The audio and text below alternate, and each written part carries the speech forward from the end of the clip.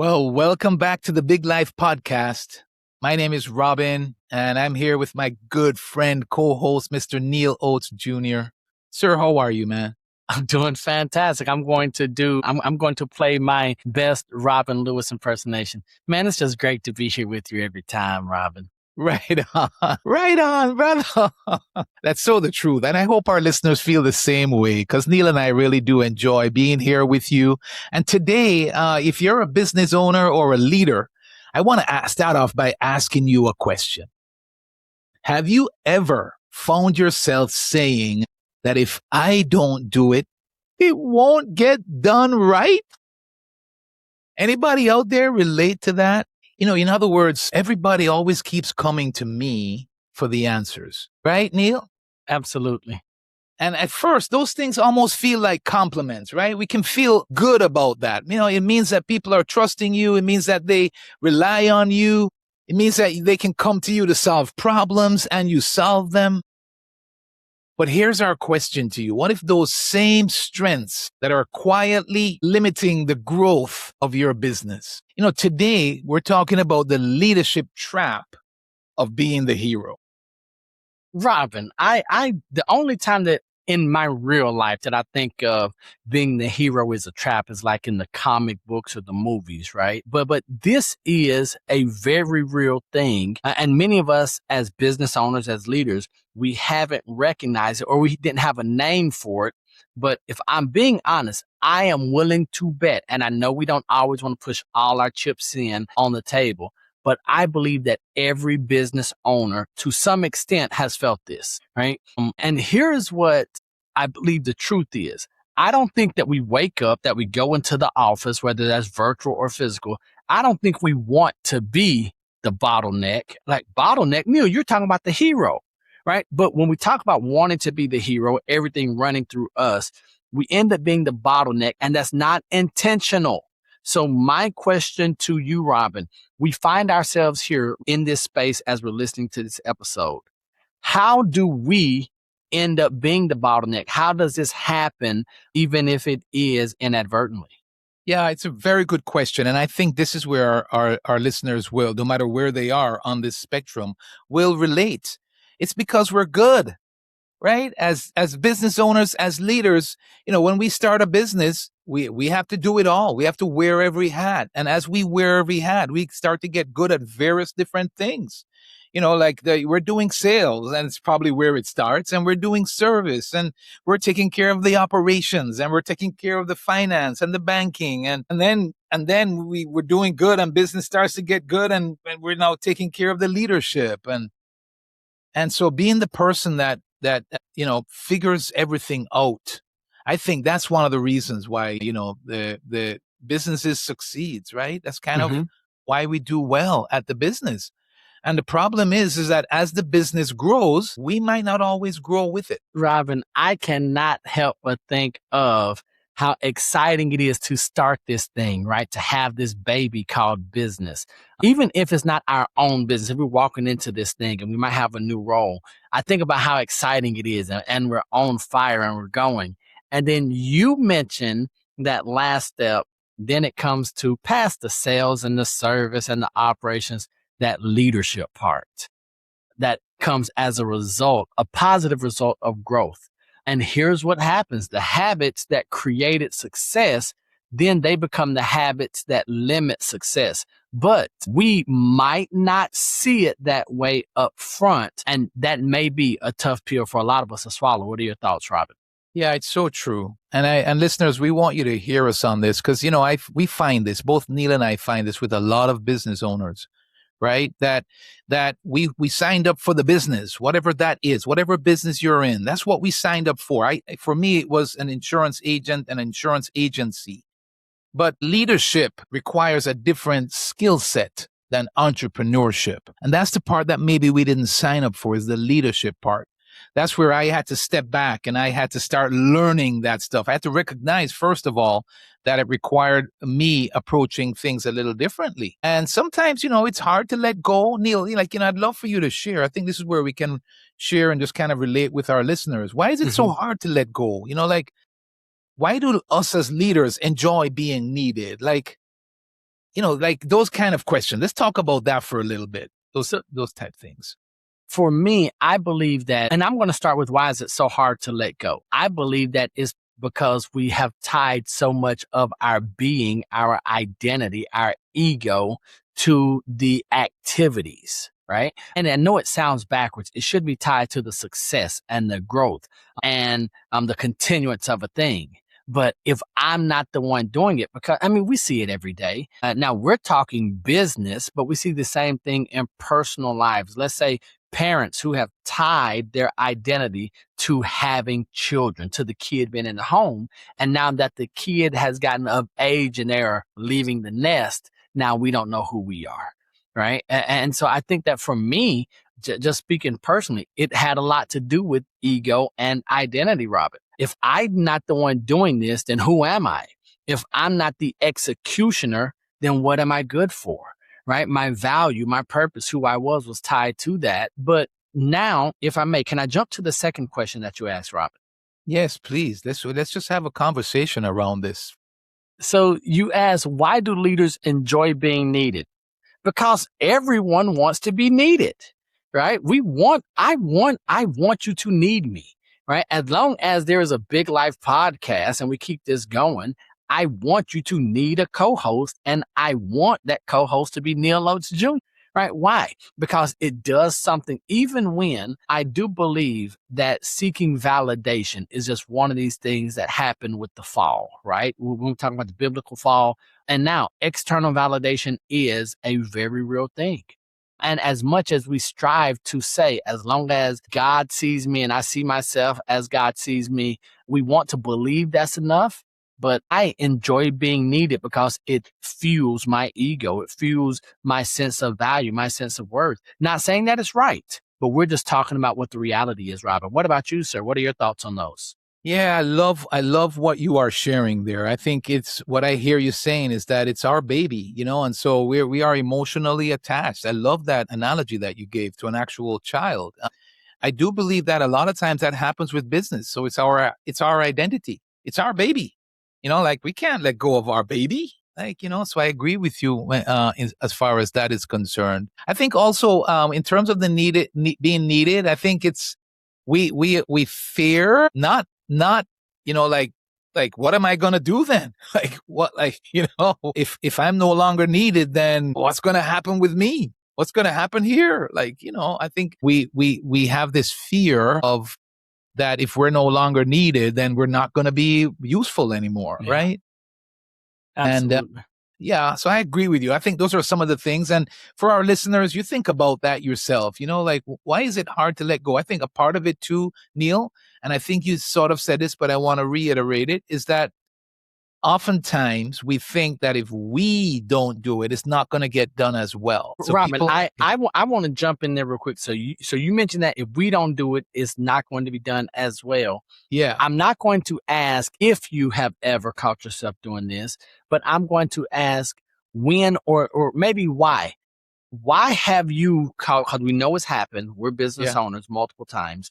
yeah, Why do you catch yourself doing things that someone else could do? Or why do you, because you're at the point, and I'm thinking about just the business owners, those who are the caliber of individuals who are listening to this podcast, they probably accomplished some stuff. Would you agree, Robin? And now they're sitting at a place where they could and probably should be doing high value activities, but they find themselves waddling down here, not in the mud, but where people who aren't capable of doing their thing, where they're operating, maybe on the front lines. Why do we find ourselves doing the tasks that others could be doing? And when I say we, I'm talking to Robin Lewis. yeah. I mean, I think number one, what I just said, right? Like number two, we feel like we feel good about ourselves, right? We feel good that we are needed and we're getting this done. And sometimes time is an issue where something is needed to be done quickly, or we don't have where other things that are waiting to be done. So we can get it done by just go ahead and doing it and then go on to the next thing, and I think that those are a part of it, right? Yeah. I think Robin, yeah, go ahead, man. No, so this is where I want you to go down the road, Yeah. and then I want you to get us to where this leads, and that's that hero trap, if you would. Yeah. I think what happens is that when someone comes with a problem and you solve the problem, right? They're thankful, they appreciate, things can move on. You feel valuable, like I just said. But the problem with that, and this is a trap that Neal is talking about, is that every time you rescue someone, you unintentionally teach them who owns the problem. Wait, And wait, so wait. That that that's the that problem with that, that was not the goal. right? I just wanted to save time, Robin. Yeah, exactly.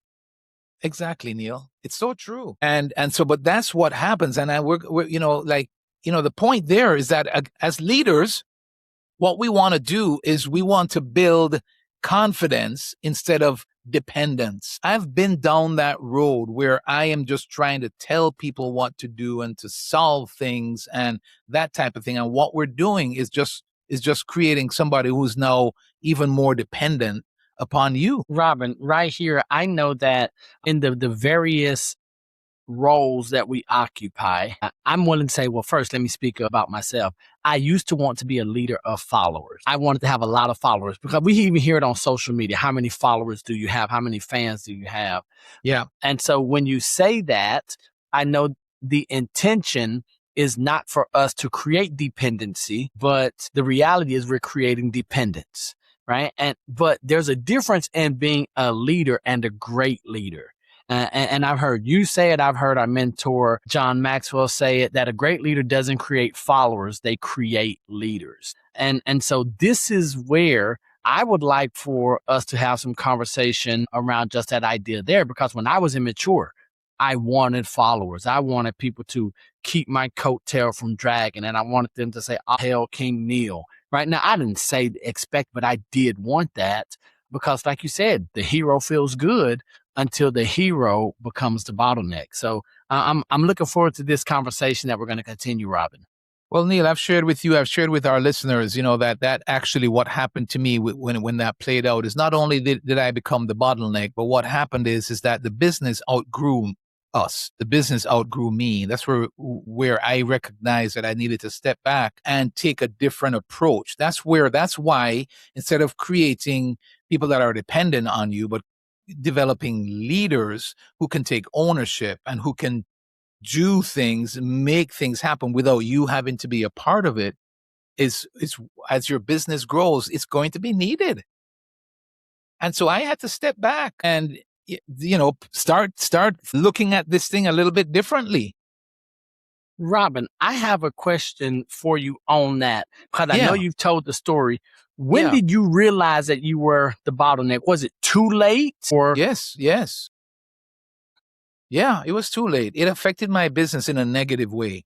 My business went in the opposite direction. No question about it. I would get calls like, Robin, we've put in a request for a quote and it's been 3 days now and we haven't heard from anybody. What's going on over there? That type of thing.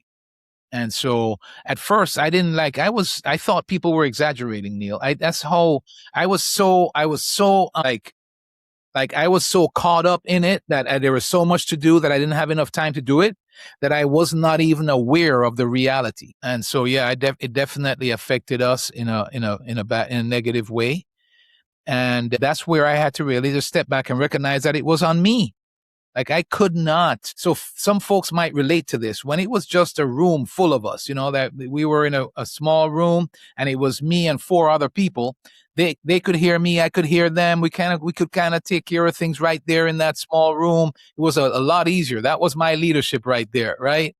But when it's expanded, so as the business grew and now you're hiring more people, people are You not get just the in this corner small little office. room and yeah. And I mean, I don't know about corner office, but in other words, we're in different spaces and, like my equipping of people wasn't anywhere near where it should be. And we didn't have, processes in place. And so what happened is that people just did things the way they think it should be done. And a lot of times it wasn't adequate, like they weren't equipped well enough to really take care of business.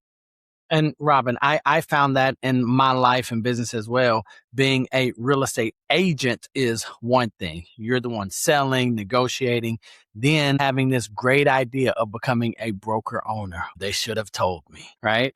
So from being the sales and the service and the finance to now the leader, and having people look at me and saying, well, we can't do X because you owe us A, B, and C. Now, we're capable of doing A, B, and C, but every time we try to do it, you take it from us or you step on our toes. And I had to say, oh, the issue was not having incapable people around me. It was my unwillingness to give them the opportunity and to show them that I trust them, I believe in them, and I support them. And for a long time, Robin, I thought that the cost in real estate might have been a lost client, that it might have been some time that I spent, maybe a few commission dollars, right? But that's not always the real cost, as we know, looking in hindsight, right? Hindsight is 2020.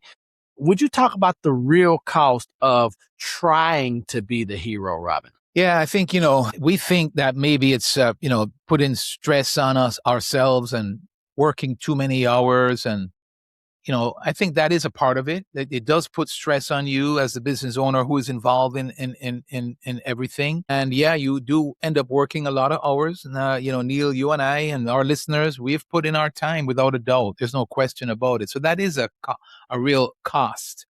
But I think what you're talking about is there's a bigger cost than that. And that's the real cost is what your team never becomes. In other words, you're holding your team back. If every decision comes through you, then nobody learns to think on their own.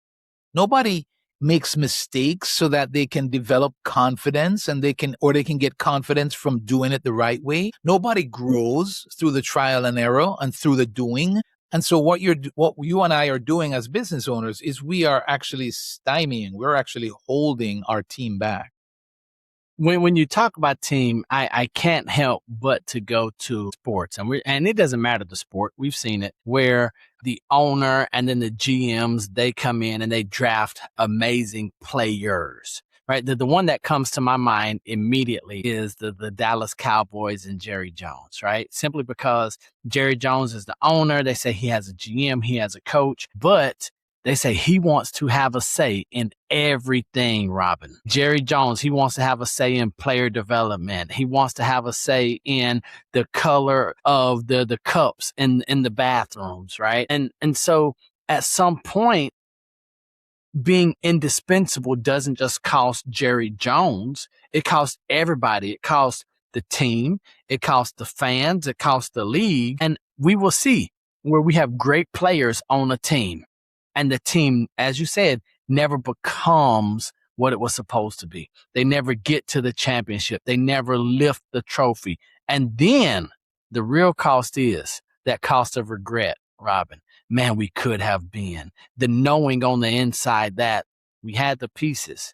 They didn't believe in me, or we never had the opportunity, Robin. Neal, I hope our listeners, I wanna pause and say to our listeners, hear us on this one, because what happens then is that it costs the business, because the business is only going to be as good, excuse me, as any one person in the organization. Growth always slows down to the speed of one person. And if it's still so dependent upon one person, it's not going to be able to grow the way that it should be growing, for your business to continue to thrive and flourish. Robin, that reminds me, when you talk about that it slows to the speed of one person, I always think of the saying that, and I know it's not my dad's saying, but he would always say it to me when I was playing sports. He would always say, son, the chain is only as strong as the weakest link. Right. And Yeah. It doesn't matter how strong every other link is. Now, here's the hard part, and I'm going to speak directly to Robin and Neal and anyone who might identify with us. Many times as the leaders, unfortunately, when we try to play the hero, we become the weakest link. And that is a tough pill to swallow. But because these are the types of questions that we have to ask to know if we really are becoming that weak link, if we're becoming that slowest person. What happens when we get sick? Like if we're the owner, if we're the leader, what happens when we get sick? Are our people sitting, looking around and like, well, I guess we get a day off. I guess we get to play a little bit. We can go online and be social. Robin, what happens when you go on vacation? What do they say when the cat's away, the mice will play? Hey, I mean, that's a good question to ask. Like, what does happen? What happens when you get sick? What happens when you go on vacation? Neal, I remember when I went on vacation, like I had to work before going on vacation. I had to make sure and cover this and cover that and do this and do that. Like I remember even covering like my referral sources. There is a company that was referring us business, and I had to ask another agent to kind of handle. This is where I was at, to handle business while I was on vacation. You know what ended up happening in the long run? I lost that referral source. So, like, what happens on vacation? It's such a good question for you to consider. If you're like me, where, you kind of have to work before you go, and then when you come back, there's a lot waiting for you to get done, then that's an indication that you might want to consider an alternative. Robin, I want to ask maybe the hardest question, but this is the sign of a true business and a business owner and a leader is, can the business move without you?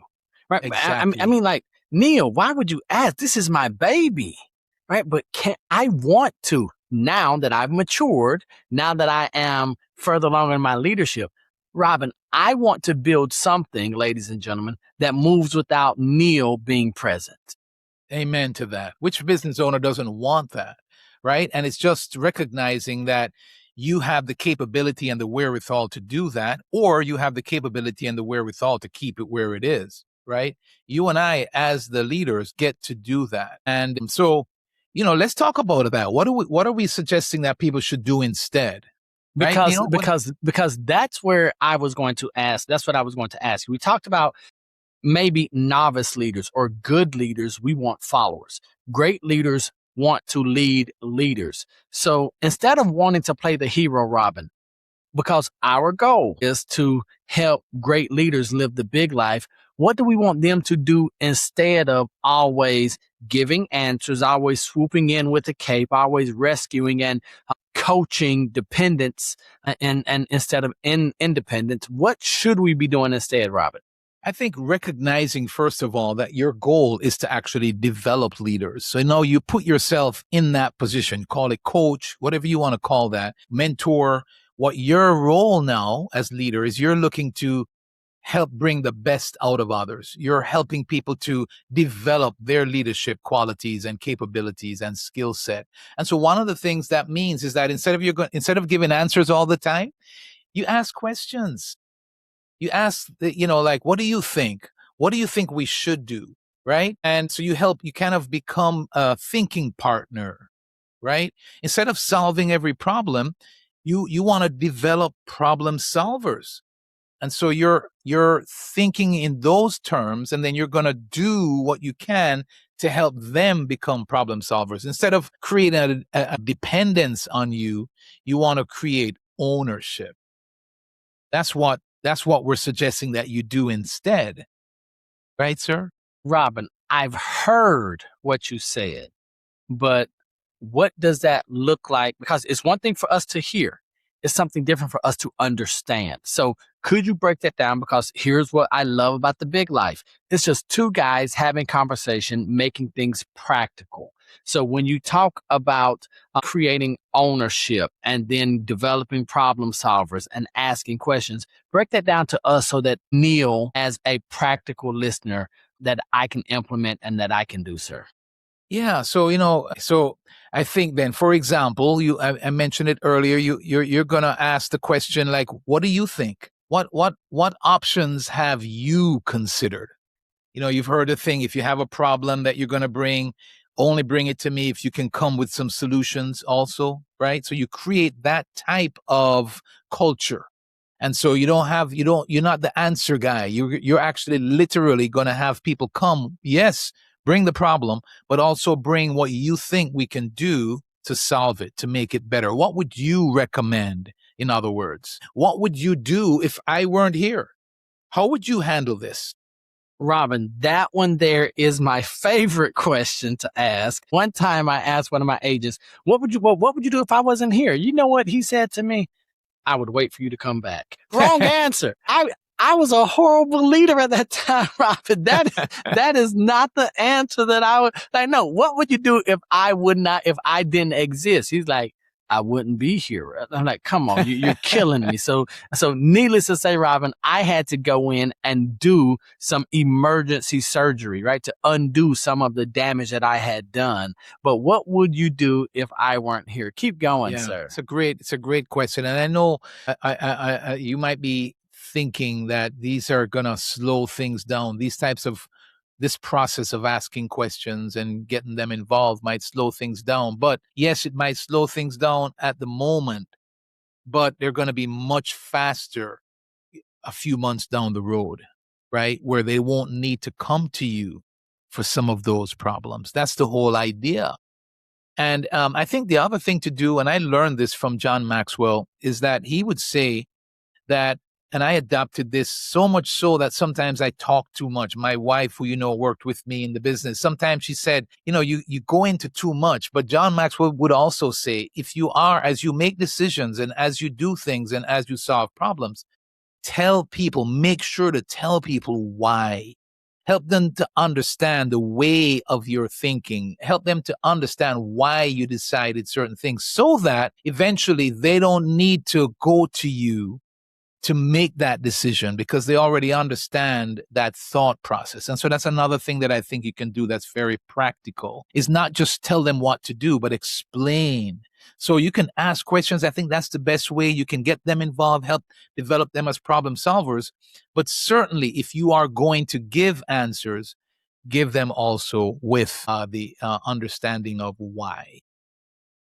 Ladies and gentlemen, you're here with Robin Lewis and Neal Oates Jr. on the Big Life Podcast. We thank you for tuning in. Robin, on the outset of this episode, you asked some questions. Why do we take on more than we should or do the things we shouldn't? Why is it so hard for us to let go? And I mentioned this idea of identity, right? Because it's who we are. And if we don't do the task, then maybe we don't know who we are and we lose a piece of our identity. And so in my opinion, we now are moving into maybe a deeper area or a different area. And this is where I'd like to lean into your philosophy. And so would you actually share this idea? Because I know that as we're preparing, it wasn't about delegation. It wasn't about capability of your team. It wasn't about trust even. It was the word identity. So would you go ahead and share some thoughts there? Because I'm looking forward to hearing your thoughts, and I know the audience is as well. Yeah, we talked about it a little bit. I agree. And I think so. I don't think it's so much of a delegation issue.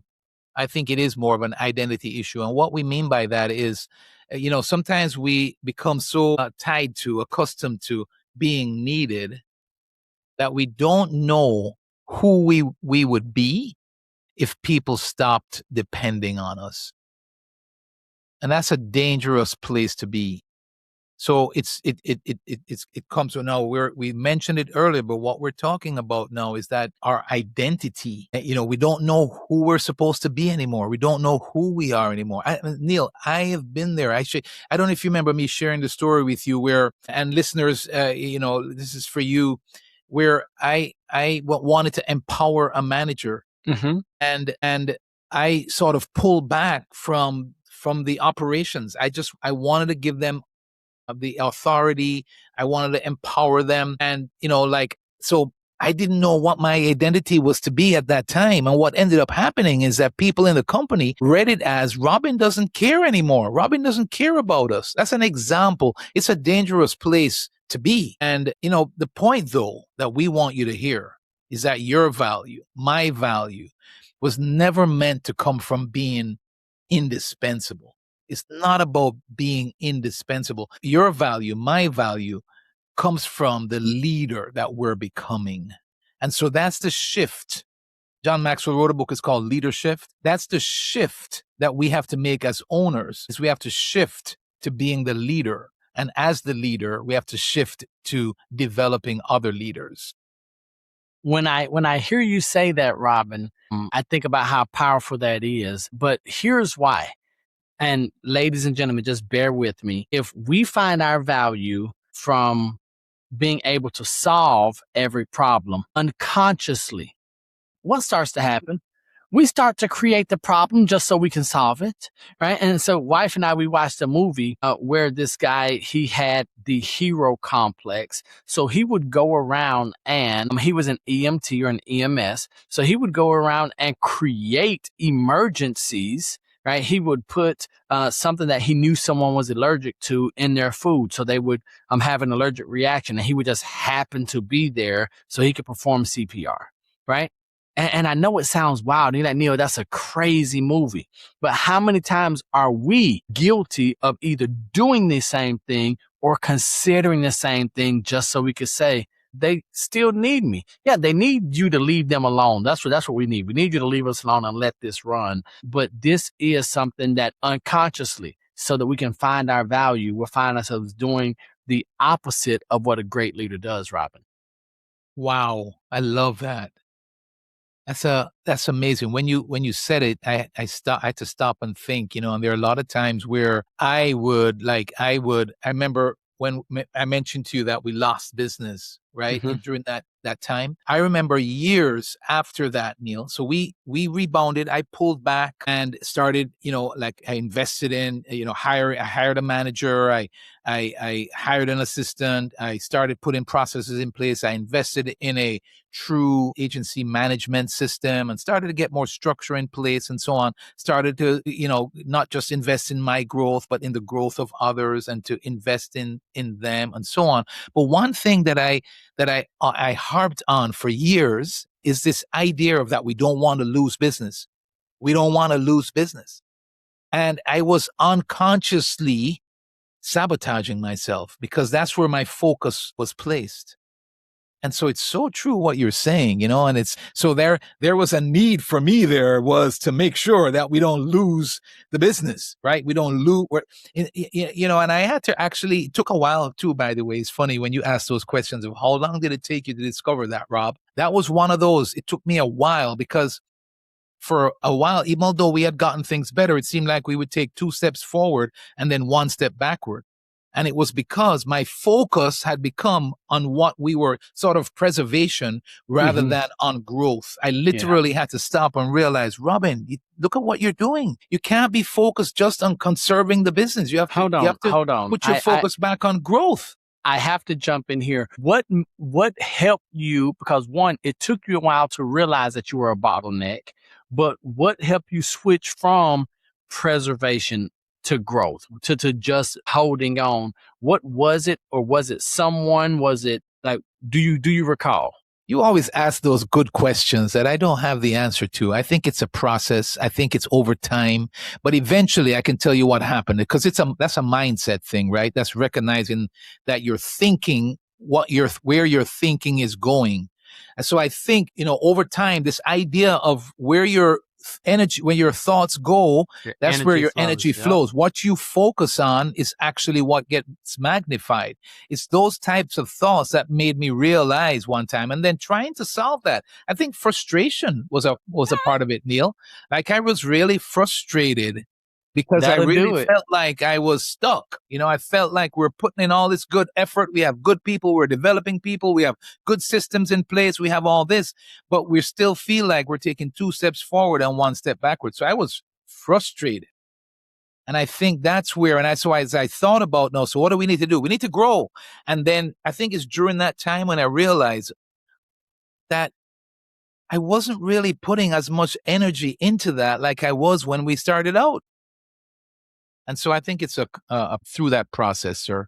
Okay. Now, when I hear you say that, and before I even threw you off by asking that question, what I hear you saying, and just correct me, is that if we are great leaders, if we really want to build this thing, and ladies and gentlemen, we're talking about business, but you can apply business to family, to health, whatever you want to call it. But the greatest leaders, we aren't building things, and I put ourselves in there because we consider ourselves great leaders. We are not building organizations. We're not building structures. We're not building companies that need us more. Is that what I'm hearing you say? I'm So hearing you true. say that we want to build something that needs us physically less. Now, it's going to still need our influence, maybe still need our energy in a different way. But you're talking about legacy. You're not even talking about day-to-day operations. You're not talking about just the company anymore or the business. You're talking legacy. Am I hearing that properly, sir? Exactly right, sir. And that's where, like as the organization gets better and you're not going to be, no longer needed. You're not going to be no longer a part of the organization. You're going to play a role that the organization needs still. And that's the point that I think a lot of us need to hear. If it's all has to go through you and it's all dependent upon you, it can only go so far. When you step back, you're going to find that place where you can continue to serve, and the company, the organization is going to need you. But now you have all these other, I think you use quarterback. I don't know what it was that you were alluding to that earlier on, but you talked about the quarterback, and that's a good analogy, a good comparison. As the quarterback, like he's not taking all the hits sometimes, or he's not running and catching the ball, and there's so many other things that he's not doing, but he's still very much needed.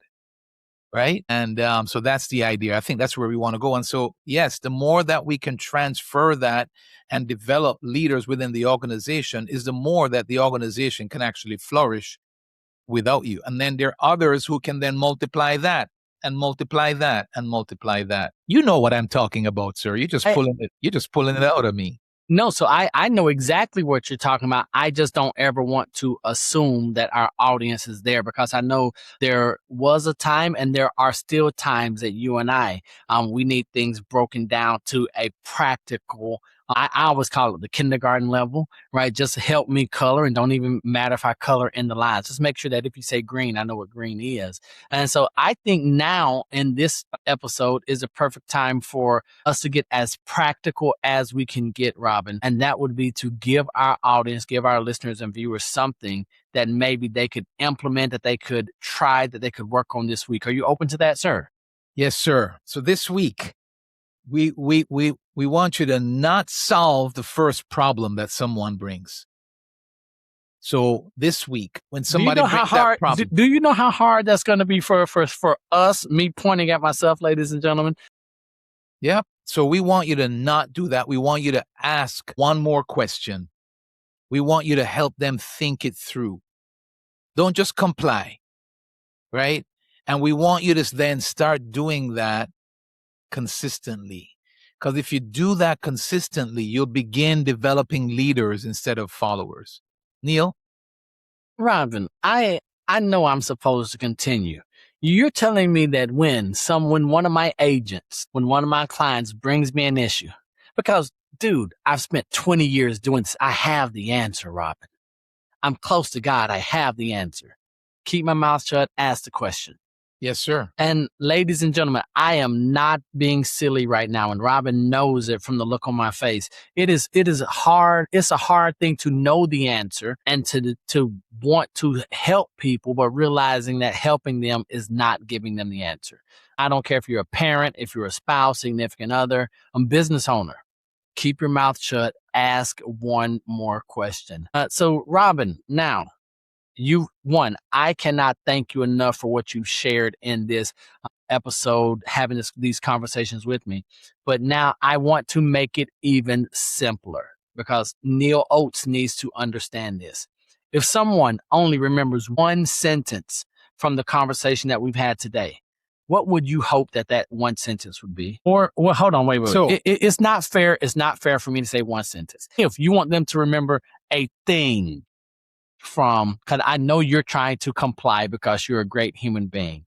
And when I say one sentence, you're going to say, does it have a comma, question mark, colon? So what would be the one thing you would want them to remember from today, sir? Yes, sir. The thought is this, that as leaders, you don't need to become more indispensable. That's what I want you to hear. What we need to do is what you and I need to do is to become more intentional about developing people who can lead without you. So the goal is not to be indispensable. The goal is to be very intentional about developing people who can lead without you. Because, Neal, you and I know leadership isn't measured by how many people depend on you. Leadership is measured by how many people grow because of you. As So much that's as the idea. I know that, it can still be hard to swallow, because I think that dependability still goes to value. So, ladies and gentlemen, I am going to take this challenge with you this week. I am going to remember this week right alongside you. You always hear Robin and I say we're right there with you. Well, you can trust and believe that this week, as the know-it-all leader who wants his people to need him, I will definitely be right there with you in the challenge, in the practical application this week. Robin, what do you have for us before we get out of here, sir? Yes, sir. It's always a pleasure. I hope this has been good for you, our listeners. We want to thank you for tuning in to the Big Life podcast. We ask you to please subscribe to the podcast on whatever platform you're listening or watching us on. If you hit subscribe, it'll make sure that you get the episodes as they are dropped, and you can stay in touch and you can get the latest. And then it also helps us as you do that to spread the word to others. So we would be truly grateful if you would subscribe, and please share this with others too. We do this for you, right? The reason that we do this is because we believe in you and we need you. And we really believe that. This world is not the same without you. There's something that only you can give, and we want you to bring it. And remember, Neal and I, we close this way all the time, and we're perfectly imperfect people. So there are times where we might let you down, but what we want you to know is that we love you. More importantly, God loves you, and there's nothing you can do to change that. And until the next time we see you or you see us, remember that we are right there with you. Peace. Peace. Peace.